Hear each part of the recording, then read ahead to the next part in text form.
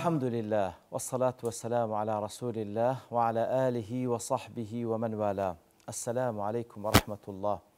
برزان خوش حالم لبرنامج رامان بيم وخزمتان ومن بس رزامدي رب العالمين وهي وادان إوي أزيز سودي لور بقرن. أعوذ بالله من الشيطان الرجيم. بسم الله الرحمن الرحيم. قل يا أيها الكافرون. بالي برزان سورة الكافرون سورة مكية بلكو هندق لزانان دفرم إجماعي لسر كمكية إجماعي لسر كمكية لقورترين ياخذ لقرنكترين ما بستكاني سورة الكافرون تيا البراءة المطلقة بين الموحدين والمشركين. براءتي شي رهاو براءتي شي تيرو تواو لنيوان أو كسان لسر عقيدي توحيد ويكتا فرستن لقل مشركة كان إتر لو سورة دا الله تعالى فرماني ببيغمبر كردي صلى الله عليه وسلم ولا دواي أويش فرماني با إيمان داران كردي أن يعلن براءته من الكافرين. إعلام بك رايقيني براءتي خوي لكافر كان وأن ينفي عبادته لمعبوداتهم الباطلة وهلو نفي أو بكاتب بهيت شيويك عبادتي برسترا وبنا حقكاني أوان ناكات وينفي أن يكونوا عابدين للإله الحق الذي يعبدوه ونفي أوج بكاتوا كأوانيج بهيج شوي عبادتي أو برسترا وبحقيناكا كبيغمبر دي برستي صلى الله عليه وسلم وأن يعلن براءته من دينهم وهروها فرماي في ذلك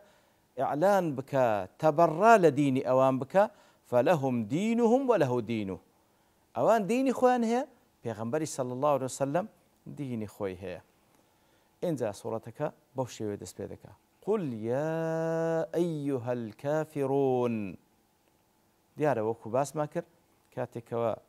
بقل دس بيدك وكو صورتك نتر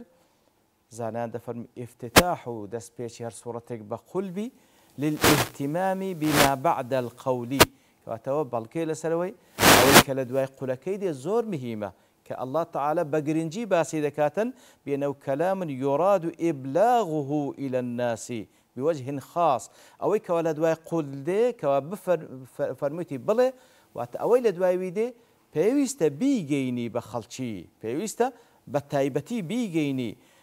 لقال أوش كوا همو قرآن كبير دبي بيجيني بلان بتايبتي أواني كالدواء قل هاتيا بيويستا بيجيني قل يا أيها الكافرون وتقول لجميع الكافرين بالله بلى بهمو أوانك وكافر برامبر بالله تعالى ما داموا متصفين بالكفر وثابتين عليه حتى وكو أوان وصف ذكرين بكفروا لسر كفر كي خوان بردواما بيان بلى يا أيها الكافرون بالله أي أواني كافر برامبر بالله تعالى. ابن كثير دلي قيل إنهم من جهلهم دعوا رسول الله صلى الله عليه وسلم إلى عبادة أوثانهم سنة ويعبدون معبوده سنة. دلي واقتري على سبب نزول أو صورتيك أوان دعوان لبيغمبر كدي صلى الله عليه وسلم بين مفاوضاتش لقلبك بوشي بيك بين بيغمبر صلى الله عليه وسلم صالحيان أو بتوصل مكاني أوان ببرستي لمقابل داني صالح الله تعالى بتاكو تنيا برستن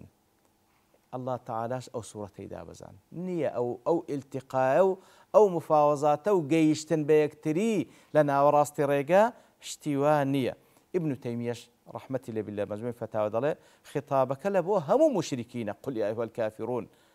همو أواني من مضى ومن يأتي إلى يوم القيامة أو كوا رويشتي لمشركان أو كوا دي حتى روج قيامته. وهروها ابن كثير دل هذه السورة سورة البراءة من العمل الذي يعمل المشركون كواتا أو سورة التبراكرنا لو كانوا كردواني كوا مشركة كان ديكا وهروها فرمان من بذكاء بإخلاص يتقول يا أيها الكافرون همو كافرق لصروا يزوي همو كافرق لصروا يزوي ويكم كسكبي مخاطبون شيبو كافر كان قريشي إتر حتى روج قيامة شر كافرق دي قل يا أيها الكافرون. وصلى الله وسلم على نبينا محمد وعلى آله وصحبه أجمعين وآخر دعوانا أن الحمد لله رب العالمين.